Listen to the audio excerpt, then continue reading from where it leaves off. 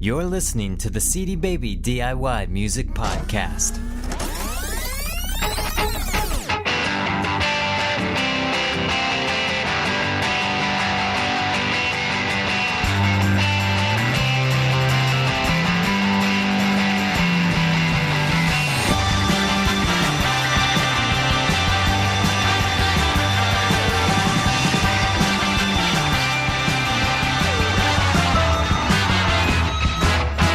Hey there, my name is Kevin, and this is episode 5 of the DIY Music Podcast. And before I jump into information about today's show, I just wanted to mention that if you haven't seen the podcast website already, I'd really encourage you to check it out. It's cdbabypodcast.com, and we've been adding new features pretty much every week. I've locked Robert up into a room and told him he can't leave until the website's exactly the way we want it. But basically, he's been working on a resources page, which is turning out to be a really cool thing, and we're hoping that you'll contribute your ideas as well. There's a forum on there, and we want just it to be an open dialogue, because we really are trying to build a community of musicians. We don't just want it to be us talking. We want everyone to be contributing their ideas and just helping educate the indie music community as a whole. So check that out, and if there's some resources you think we should have on there, feel free to email them to us. If it's a website that you think's really cool, or just an article that you found that's been helpful, we're trying to compile all that and get it up on that page. And that forum is going to be there for people to share ideas and contribute as well. All right, well, with that being said, let's move on to the topic at hand, and that is copyright and copyright law. We asked entertainment lawyer Jeff Brown, who's here in Portland, Oregon, if he'd come by and hang out with us and just help us make sense of all of this mess. And he was gracious enough to take time out of his day to do so. And I really think you're going to enjoy what he had to say. And it's very informative. And you might be thinking, ugh, copyright law, I don't care about that. But there's things that you really should know about protecting your music. And not only protecting your music, but many artists do cover songs or their version of a public domain song, or a song they think's in the public domain. And it's just good to be aware of those things, just to make sure you're doing it the correct way and the legal way. So let's jump to that interview.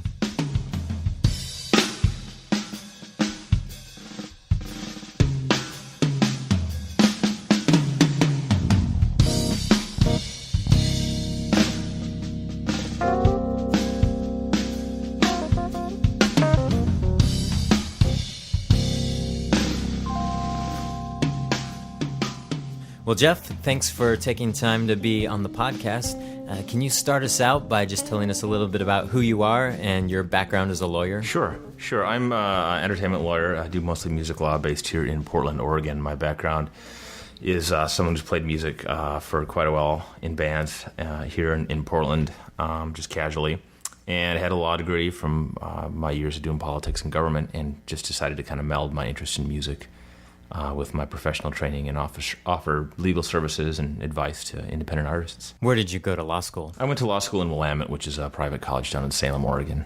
One question I've always had in the back of my mind is, what's the difference between an entertainment lawyer and any other lawyer? Do you pick some sort of focus while you're in law school? Or typically, the legal profession is one of the last ones that's filled by people who are actually generalists. Basically, what going to law school teaches you is how to think a certain way so you can pass the bar exam and get your ticket to practice law and earn a living. And then once you're out a couple of years, you typically find an area that you like or that you're good at and devote more time to learning that area and practicing it.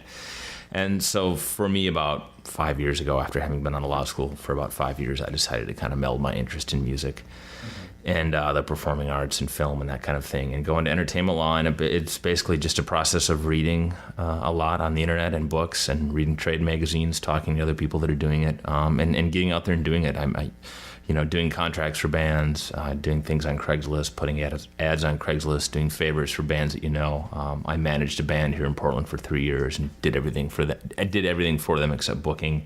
And so it's just kind of a matter of getting your feet wet and learning more and making more contacts and just doing it. So I've been doing that for, like I said, about 4 or 5 years now. Cool. Well, for this podcast, I wanted to focus mainly on copyright law. And can you get us going on that topic by just giving us a real broad, just general description of what copyright law is and why we need it? Sure. Copyright law, that we could go on for hours about that, but I'll be mindful of what you said and try to be succinct. Copyright, a lot of people don't understand this. It's something that's part of the U.S. Constitution. It's not just part of the statutes. It's in the Constitution the same way the right to free speech is, the same way the right to be free from search and seizures without a warrant, all those important things that you see on Law and Order. Copyright's also in the Constitution. The founding fathers of this country felt that strongly about it. And basically it's a body of law that tries to govern, really tries to reconcile two tensions. The tension between the right of the person who creates something to control that work and be compensated for it so that they can continue to create other works, and the right of the public to be able to use that work and in some cases change it. And so copyright law is an attempt to kind of balance those two. And basically what copyright law does is it gives the creator of a work a monopoly for a limited amount of time to control that work and make money off it, license it to others. And there are some exceptions to that where people can use that work regardless of that monopoly. And so that's in a nutshell what copyright law is. And that applies to, we're talking about music obviously, but it applies to film, applies to literary works, visual works, software code, all sorts of any kind of human creative work that can be fixed in a tangible medium of expression is the term that's used in the statutes. So copyright, we're talking about music, but it's much broader than that. When is the copyright first created? Do I have to register my work in order for it to be officially protected? That's a common question. I was just helping a client with that issue a week or two ago, and currently under current law, you don't have to register your copyright to have a copyright. The minute you write a song, the minute you either record that song or you write the chords and lyrics down on a napkin, or the minute you write a poem and write it down, the minute you create something, a poem, a song, a book, and fix it in a tangible medium of expression by recording it onto a computer or a disc or writing it down, you've got copyright in that work. Having said that, it's important to note that in order to take advantage of some procedural advantages the law gives you to defend or to prevent others from infringing that work once you've written it down, you do need to register it with the U.S. Copyright Office. Because if you create your song or your poem and you write it on your napkin, you have copyright, but you don't register it, and I steal that napkin and I publish your poem and I'm making money off it, and you want to prevent me from doing that because you wrote the poem on that napkin that I stole, it's going to be much harder for you to do that if you haven't gone and registered that poem or that song on the napkin with the United States Copyright Office. Once you've done that, once you've registered it and filled out the form and sent it in, you are entitled to, for most importantly, the presumption that that copyright's valid. So the other person can't say, you have to prove your copyright's valid. The law will presume that it's valid, and that person who you're trying to stop from using your work illegally, allegedly, will have to say that, well, no, they don't really have the copyright in it. The burden will be on them, and that burden entails time, cost, and money that they have to spend, not you. Additionally, once you've registered your work, once you've registered that napkin that the song or the poem is written on, and you can successfully prove that the person who stole that is indeed infringing it, then you are entitled to statutory damages. Normally when you're injured and you have to go to court and sue someone for those injuries, you have to prove, well, I was damaged in this way, I'm therefore entitled to this much money. Well, what statutory damages do is there's a statute on a U.S. statute in the law books that says if you violated copyright, you must pay the person whose copyright you violated X amount. So you don't have to go through the expense, paying someone like me, and the time of proving at trial that this is how much I was damaged. The person who infringed my copyright should pay me this much. There's a number, and a big number in most cases, 5-digit number in most cases, in the statute that if you can prove that person infringed, they have to pay. And so that's a very significant remedy that you're able to take advantage of if someone infringes your work, that you can only do if you've registered your work. And so that's why it's so important to go ahead and fill out the form and send the 2 CDs and the $45 check, which is the registration fee, to the United States Copyright Office and get your work registered. At what point do you think it's important for an artist or a band to register their songs? A lot of artists are working on a shoestring budget, and scraping together another $45 to register can be tough, or just down the list of priorities. Sure. If we're talking about someone who is pursuing music as a career, do they need to worry about it when they start playing shows or when they have music for sale on CD Baby or iTunes? When should they really start thinking about, I need to get these registered? It's a good question, and of course, everyone's going to need to answer that based on what their own situation is, both where they're at career-wise and what they have in the way of resources.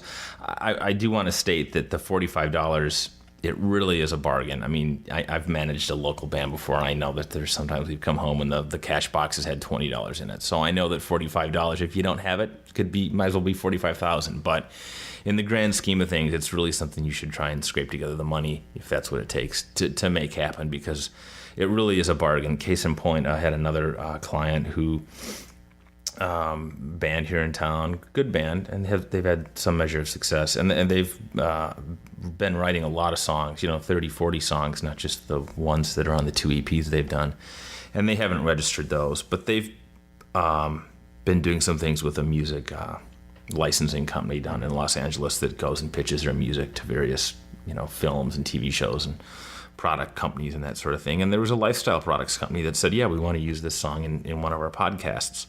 And, they went back to the band with a pretty lowball offer. I mean, it wasn't even any money at all. It was like, can you let us use your song in a podcast? We'll give all the guys in the band free gear from this lifestyle product company, hoodies, shoes, what have you. And the guys are like, well, that kind of sucks. It's not a lot of money, but it's exposure on this podcast, very popular lifestyle products company. We'll get free hoodies and T-shirts out of it. Sure, fine. Not something I probably would have done were I in their shoes, but I'm a lawyer and I don't think like most people, which is probably good or bad depending on where you're coming from. But nonetheless, they did that, and lo and behold, the lifestyle products company didn't uphold their end of the deal. They didn't, they got all their measurements for the hoodies and the shoes, and they never sent them their boxes of hoodies and shoes. And so the band's manager, who I had a relationship, I've done work for him before, contacted me and said, look, this wasn't a big deal. It was just about hoodies and shoes, but now they want to take my phone calls, and I want to know what our rights are in case we want to institute proceedings to, it's gone beyond about us getting hoodies and shoes. It's about kind of making them be professional and, sticking to their word. Well, it turns out that they hadn't registered the particular song in question, and I went and did some research and learned that under U.S. copyright law, those statutory damages I was talking about a little bit ago, because that's what I really wanted to do. I told the guy, I'm like, let me go do some research. There's statutory damages out there, and I think it's going to be a situation where, if we can prove that they infringed your copyright, which it certainly sounds like they did, we'll be able to go back and say, hey, look, U.S. copyright law says you owe, $35,000 per infringement, so give us our hoodies or pay us even a little bit of money to make up for the unprofessional way in which you behaved. I wasn't able to do that because it turns out that if you've not registered your copyright before the infringement date or within 3 dates of the infringement, you can't take advantage of those statutory damages. And so that was a case where now, we're not going to be able to do anything to remedy that situation where the product company, essentially infringe their copyright in that song by using their music and not paying them for it, what they said they were going to pay them for it. So, that's something where they would have gladly have paid the $45 to make that happen. And they're probably going to gladly pay them $45. And they're going to have to pay it a couple times over because they've got different sets of songs to register them now. But that was something where, it would have behooved them. Certainly, I think if someone's got music out there on iTunes, if they're selling it on shows, selling it at shows, if your music's out there and it's something, you can't know what the likelihood that someone's going to infringe it's going to be, nor can you really predict to what extent you'll be damaged, if any, if someone infringes it. The range of potential infringing uses is limitless. You've got something like the situation where I just talked about, where they're out, some cool clothes and stuff because this company reneged on its word. Or you could have something where someone takes a song that you've, maybe a more established artist or someone with more contacts takes a song you've written, a good song, and they do their own version and release their version of it that becomes hugely successful, and that's an infringement too. And if you've not registered that work, so those are kind of the two extremes of infringing uses. And I think both, I think in my professional opinion, at either extreme, for paying $45 to be able to have full use of the arsenal the law gives you to stop that kind of use and be made whole is well worth it. But it's going to have to be in each artist's independent judgment. While we're on the topic of registering, how do you get your songs registered with the Copyright Office? It seems like dealing with the federal government could be a bit of a daunting task. Is it a pretty straightforward process? It's relatively simple, and I've worked for the government before too, and so I share I've created forms for the government, and I've also been on the other end where I've had to deal with them, and it can be frustrating. And having said that, the copyright forms are I wouldn't necessarily call them intuitive, but they are generally pretty easy to complete and to submit. They come with instructions as well. And if you go to the U.S. Copyright Office website, I don't have that off the top of my head. I should have prepared that. But if you just go Google United States Copyright Office, it'll come up, and you will see a list of all the forms. So you'll see a section on there that says forms. You click on that, and it will list all the forms with instructions. And the instructions, if you read through those, they're generally worded in pretty common sense English, and you can pretty much puzzle through how to fill out the forms. You need to fill out the form, sign it. You include 2 copies of the work, which generally is going to be 2 CDs. If it's a double album, it'd be 4 CDs. However many CDs you need to file to get 2 copies, and then $45, and you send that off to the Library of Congress in Washington, D.C. And in about 4 to 6 months later, you'll get a form back that's been stamped and notarized, and keep that in your file. They're moving toward online registration. They've got a pilot program now that they're going to be testing out through the summer. That's only going to be $35, and then that will go live for everyone, I'm assuming, next year. But it's generally pretty simple. And are you referring to getting the songs registered? Because I know you can also get the sound recording itself registered. I'm referring to both, but that's a good point, and not to get too deep into the intricacies of music publishing, which is probably a whole nother podcast or series of podcasts. But basically, when you have copyright, you always have, not always, but you usually have 2 copyrights. It's kind of, I guess the best way to think of it is going to be imagine 2 compact discs on top of each other. They're kind of one and the same, but they're not. One of those circles includes all the rights that are due to the person who composed the song, the person that wrote the music, the person that wrote the lyrics, the person that made the arrangement. That is called a musical composition. Then you've got a second set of rights, the second circle on top of the circle that contains the musical composition. That's the circle that contains what's called the sound recording, and that's each individual recording of the musical composition.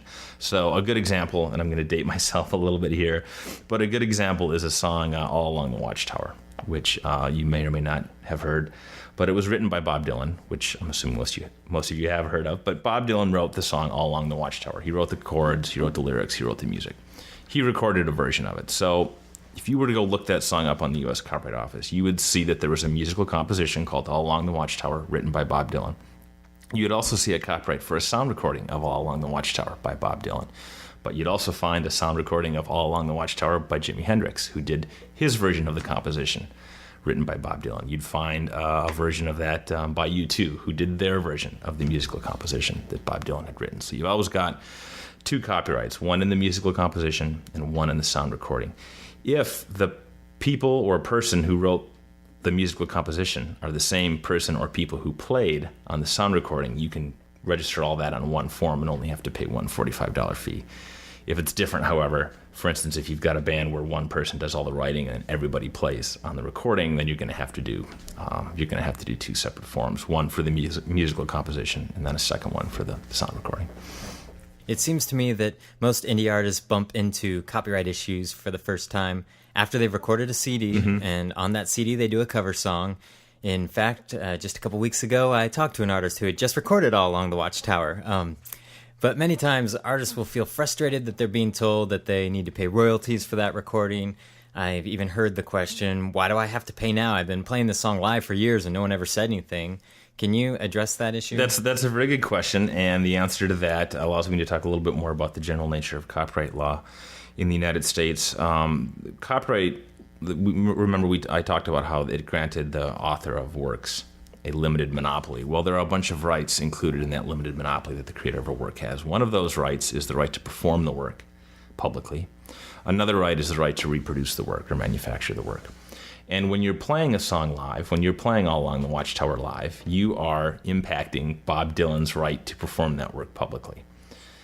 Copyright law says that he has to be compensated for that right. Well, the way that happens is for the performance right is the place, the venue where you're playing that, the bar, the stadium, the coffee shop, the park, wherever, it's incumbent upon them, it's their obligation to go ahead and secure a license that covers the right to publicly perform that work and any other work by the songwriters represented by the entity that they get that license from. And that's what the entities like ASCAP and BMI and CSAC are for. They are entities that administer the performance rights for musical compositions of publishers that are affiliated with them. Bob Dylan is now with CSAC, so hopefully when you were playing All Along the Watchtower in that venue, in that club had a license from CSAC that granted that club the right to perform all the works by any songwriter represented by CSAC. So Bob Dylan got some cut each year of the money collected by CSAC for the public performance rights of his songs. When you're going to record All Along the Watchtower, you're not impacting the public performance right of Bob Dylan in that song, because that song is only really going to be recorded on the CD and then played in the privacy of people's homes or computers off that CD typically. So what you're impacting Bob Dylan's right to manufacture or reproduce the composition All Along the Watchtower. And so now you need to go and worry about that right and make sure Bob Dylan's compensated for that right. And you do that by going and getting a license from his publishing company, which I happen to know because I just got a license for a song of his, not that one, but a different one. It's called Special Writer Music. It's in upstate New York, I think, which is where he lives. And so you email or call them and say, hey, I'm going to cover this song by Bob Dylan, and they'll ask you how many copies you're going to make, how long is the song going to be, what song is it, some information like that. And then they'll send you a license. And you pay them some money and send the license back, and then you have to pay them each quarter 9.1 cents for every copy of that song that you distribute, whether people pay for it or not. If it's over 5 minutes, you have to pay more than 9.1 cents. The royalty rate that you pay is based on how long the song is. And they can't refuse that right, correct? Correct. Under U.S. copyright law, and we're the last nation like this. Canada was with us, but they changed last year. This is the last nation that requires, the last nation whose copyright law requires the author of a musical work to allow people to cover it, assuming they've already recorded it and distributed it themselves, which, again, with All Along the Watchtower is obviously the case. So they have to grant you that license. They have to let you cover that song. I know many times indie artists will go that route and contact the publishing company directly, and they'll get mixed signals. They'll hear back from them saying, no, you can't pay us directly. You have to use the Harry Fox Agency. Can you talk a little bit about what the Harry Fox Agency is and what they do, and whether or not you're required to use a company like them, and what the law truly says about how a publisher has to be compensated? Right. It's that can be a very administratively intricate process. It can be a real hassle sometimes. The Harry Fox Agency is an entity. It's a subsidiary of the National Musical Publishers Association, and it is an entity that was formed solely to administer mechanical licenses, which are what we call the licenses you need to make a cover song, to release a cover song. And the Harry Fox Agency is, I should say, about 60% of the music publishers in the United States, or backtrack, music publishers that represent about 60% of the popular American songbook are members of Harry Fox. So most of the time, you will be able to get a license for a cover song from Harry Fox, roughly 60% of the time. The other 40% of the time, you won't be able to get that license from Harry Fox because either Harry Fox doesn't have a relationship with the publisher that controls the rights to the musical composition in question, or that publisher has said, well, for certain reasons, we're not going to license mechanical licenses through Harry Fox for this song. You're going to need to come directly to the music publisher, which is a little bit harder to deal with because then you need to go find the name of the music publisher and the contact information, the phone or the email, and you need to email them, and you kind of, need to keep pestering them to get in touch with you and respond to your request, because you can imagine, or maybe you can't if you're blissfully unaware, but it's a very busy industry. Everyone's always busy, and typically the people who, especially for the major music publishers, the UMG, EMI, the four major labels, music publishing arms, have, the people that handle those requests, your request for a mechanical license to cover a song, they've got a stack of requests on their desk, and the top of that stack might be a request to use a Prince song as the theme song for a major motion picture from Sony. And at the bottom of that stack is your request as an indie band from the Midwest to cover a Prince song. And you can imagine where in the day their priorities get directed in terms of that stack. And I've had this problem. It can be very difficult if you're dealing with one of the four major publishers to get any response from them as to, can I license this song? Yes, they have to let you license it, but you still need to know where to send the form that the U.S. copyright law requires you to send out. And if you can't send that form, you haven't gotten a license. And so, it can be difficult. Well, I'll send the form there, maybe certified mail. I know someone got it, but I never know that it got to the right place. And I'm never able to find out who I'm supposed to send that 9.1 cents per song to. So who do I send this check to? It can be difficult. What do you do in that situation? Are you just stuck? What I've done, I had a couple clients where we ran into that situation. I just couldn't get a response from, I think it was someone at Universal. And I sent them the form, certified mail. I kept the receipt to show that someone there had gotten the form and therefore knew that my client was going to be covering the song. And when I got no response as to where to send the royalties each quarter, I just told the artist, look, I will tell you each quarter what you owe. Set that money aside, kind of like a little mini escrow. Set that money aside, don't touch it. And if, it's ever a problem and they come knocking on your door and say, hey, you owe us money for this cover song that we represent, you can say, well, yep, I've been saving your money. Thanks for finally getting in touch with me. Here it is. That's probably the best thing. So what we've been talking about just applies to a straight cover song. What happens in the case where an artist says, I took this Beatles song and changed all the lyrics around to be about my hometown or something like that? In that situation, it's different, correct? Yeah, that's a different situation. I've been helping a client with that situation. Came up with a client I've represented in the past too. That right to cover that song, they have to let you cover that song. That does not allow you to make more than a minimal change in lyrics to conform the particular style that you're doing. And that actually applies only to the arrangement. So you really can't change the lyrics at all. The situation I had, you can change the arrangement of the song. Let's say you're going to cover a Beatles song. Good example. Another very popular artist with lots of compositions that people want to cover out there. And you're a jazz artist. You can, obviously, your version of Yesterday is going to sound different than a Beatles tribute band version of Yesterday or an indie pop band version of Yesterday. It might be slower. There might be some seventh chords in there. Maybe even change the chord progression around a little bit. You can do that within the realm that you need to in order to make it conform to the standards of jazz, whatever those are, as opposed to the standards of rock or pop rock.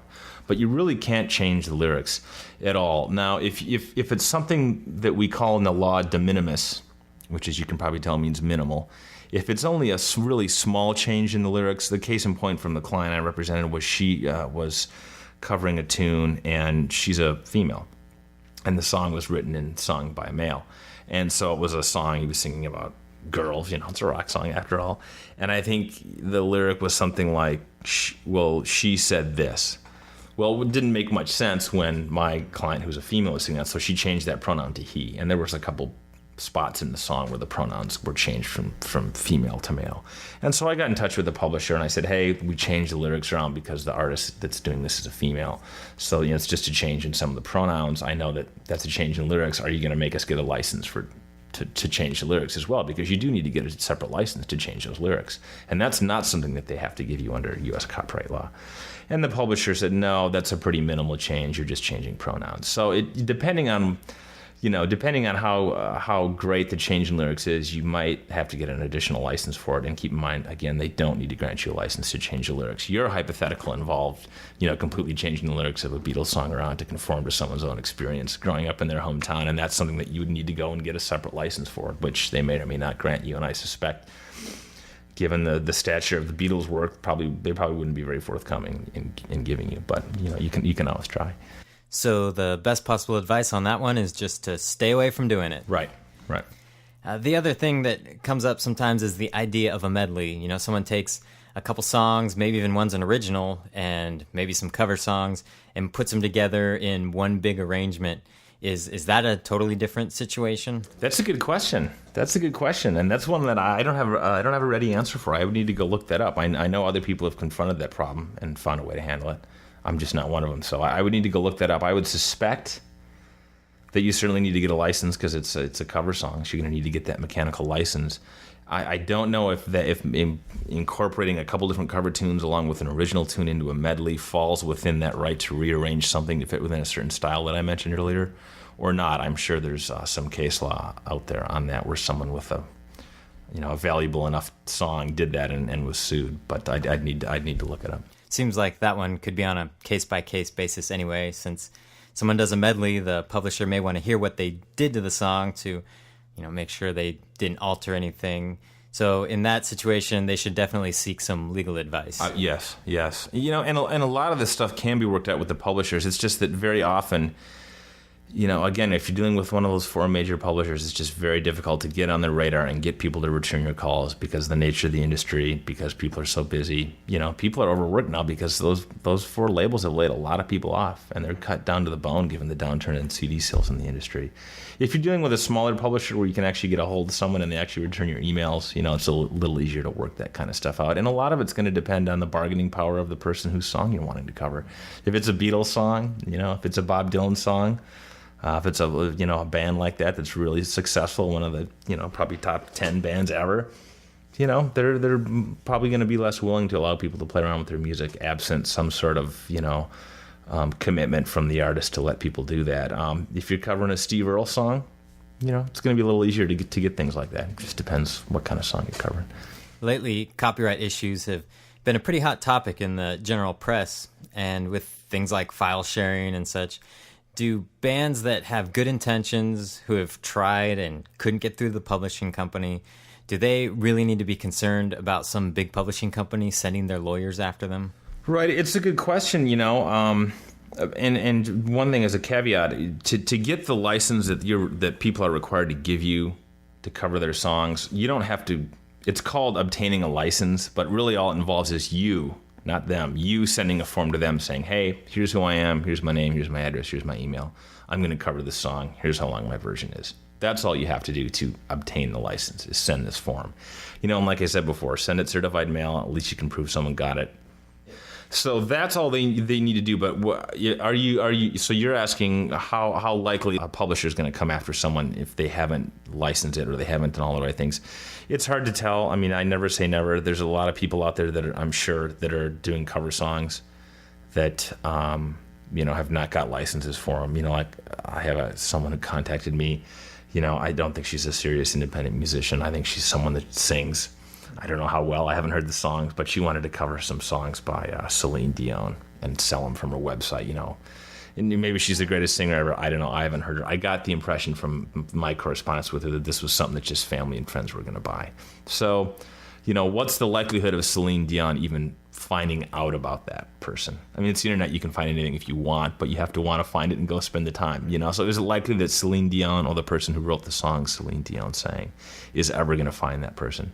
No. What's the likelihood that if she is found, that she'll ever be hassled, that it'll be worth them to pay their lawyers to go after her? Probably pretty minimal, but there's some there. But then at the same time, keep in mind there are those statutory damages that are 5 figures. So it's a classic. The chance of you ever getting come after or found out are minimal, but if you do, there can be a big penalty for it. And the other thing I would say is, at some level, at what level do you become successful enough to rise to the level of people's radars? Let's say you cover a Madonna song, you sell 10 copies. You're not going to rise to the level of Madonna's radar or her management company's radar or her lawyer's radar. Let's say you sell 10,000 copies of that song.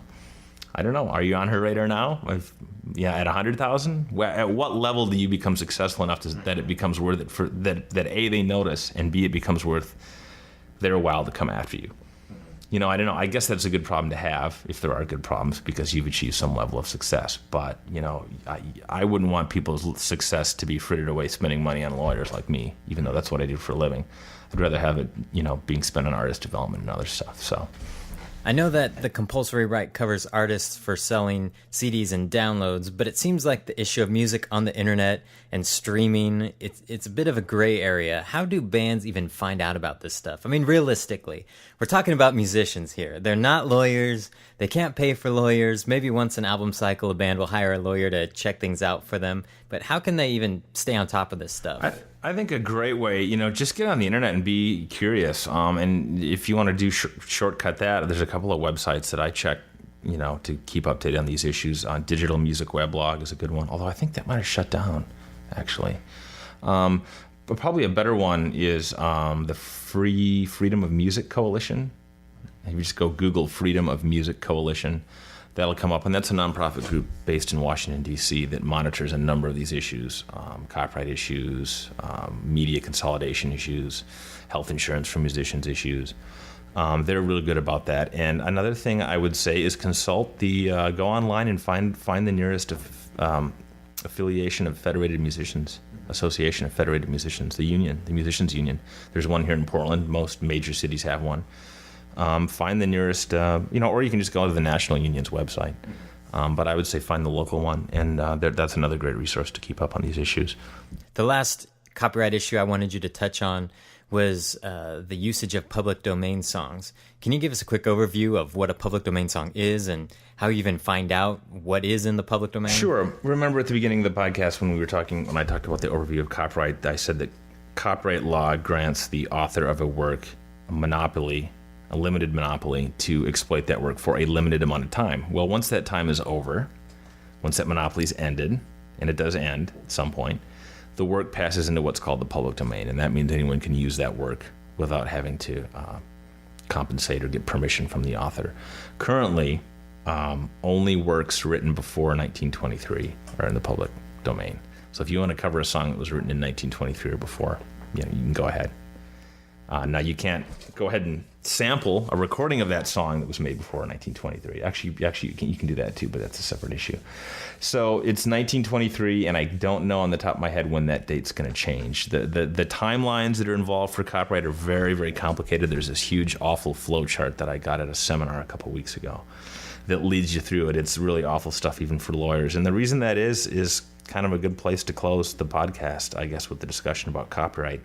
Because even though it is something really important that's in the Constitution, even though it really is this grand notion of trying to balance the rights of creators and the rights of people who use creators, it's impacted by what Congress does. And in this country, Congress is impacted by what people who get paid a lot of money there to influence their minds does. And it's been that way since 1909, when the first Copyright Act was passed. And so what happens is copyright law is so complex, and there are so many varied interests that Congress has kind of, ever since 1909, just thrown up its hands, and they've let the representatives of the industry and the other interests that are involved kind of work things out and come up with these really awful, ugly compromises where everybody can save a little bit of their bacon, and they present that to Congress, and it gets enacted in law. And for that reason, there was one in 1909, then there was an act in 1972, 1976.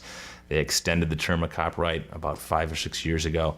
So there's all these different statutes that specify different timelines for when works go into the public domain based on when they were created. And that confusion is a function of the people at the time that act was passed, representing interests whose works were about to fall into the public domain, set up very confusing rules that were designed to protect just their works. A prime example, and I'll end with this one because I'm probably confusing people, but the most recent Copyright Act, which extended that limited monopoly, that term, from 70 years to 95 years, it's called the Sonny Bono Copyright Extension Act, because his widow, who took over his seat in Congress, was the person who facilitated getting it passed, was largely inspired by Walt Disney, the Walt Disney Company, because Mickey Mouse, the copyright in Mickey Mouse, was about to go into the public domain, and that's obviously a very valuable copyright for Walt Disney. And so they got the law changed so that the copyright didn't extend for just 70 years past the life of the author, but 95 years. So Mickey Mouse got an extra 25 years of copyright that Walt Disney gets to profit off of. And that's an example of why copyright law is very confusing, and why it's hard to know when other works are going to pass into the public domain. So is there a place where you can go see some, it's like a database of songs that are in the public domain, or find out some definitive timelines? Find out when I want to cover this song, can I find out when it was written? Well, that can be very difficult, because if you've got a work that's still got any popularity, 84 years on, it's probably been covered by other people. And so you may be thinking of a version of that song that was recorded after 1923, and it might be an arrangement that was made after 1923. And if you're going to cover that arrangement, you can have a copyright in arrangements too, but you've got to get a license from the person who holds the copyright in that particular arrangement of that song. And there's no right for, they don't have to give you a copyright in the arrangement. It's only for musical composition. So, for instance, if you wanted to cover Silent Night, That song was obviously written before 1923, but there have been innumerable versions of that song recorded and innumerable arrangements of that song. I'm sure the arrangement that I sang out of the church hymnal when I was a kid was not the original arrangement. So if you want to cover that arrangement in that church hymnal was made after 1923, you're going to have to find out who owns the copyright in that arrangement and go get a copyright from them, as opposed to finding out what the original arrangement was. And recording that one, because that was before 1923. So it can be difficult, and there's not a single place on the internet where you can go and find out definitively whether or not something's in the public domain and whether or not the arrangement that you want to cover is in the public domain. There are some nonprofit groups that are working to build just that kind of database. And I think if you go Google public domain, there's a couple of websites that come up where people have really put a lot of work and effort into trying to do that, but nothing is for certain. Mm-hmm. Well, lastly, I just wanted to ask you about actually finding a lawyer. Say an artist or band has something they think a lawyer should look into or a contract they should read over. Where do they go to find one? I mean, how do they know it's a good fit? Do you have any tips on finding a lawyer? Yeah, it can be difficult. Back to the whole thing about lawyers being generalists, but most of us specializing once we've been out of law school for a while. I would never tell anyone you have to go get a music lawyer, you have to go get an entertainment lawyer, because a lot of people might not have access to one, depending on where they are. You certainly would want someone that's interested in your music, someone that you can work with, someone that's going to be reasonable and flexible in terms of billing and rates, because we're dealing with creative people here. If it's someone who doesn't have a background in trademark and copyright, it certainly needs to be someone who's got an interest and a willingness to go and do the research necessary to get up to speed on those issues. And I would say that it definitely needs to be someone who's got an experience in doing basic contract law, which a lot of attorneys have, but some attorneys don't. If you're a government attorney, if you do only criminal law, you might not have any experience in doing contract law. That's going to be a big part of the services that they're going to be providing to you. Because if you're to the point where you need a lawyer, it's probably because there's some interest in your band that's going to require you signing a contract. And you need to know what that contract says and what it might or might not mean for you.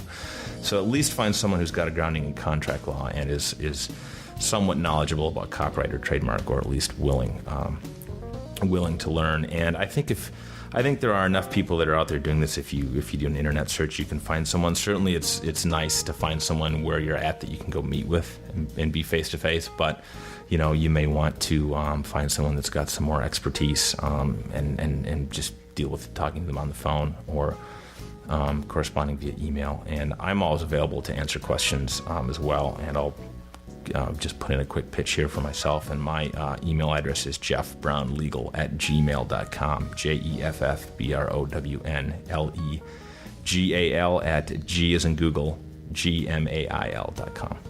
Well, cool. Thanks so much for taking time out of your day to talk to us, and I know our artists will really appreciate it, so thank you. You bet.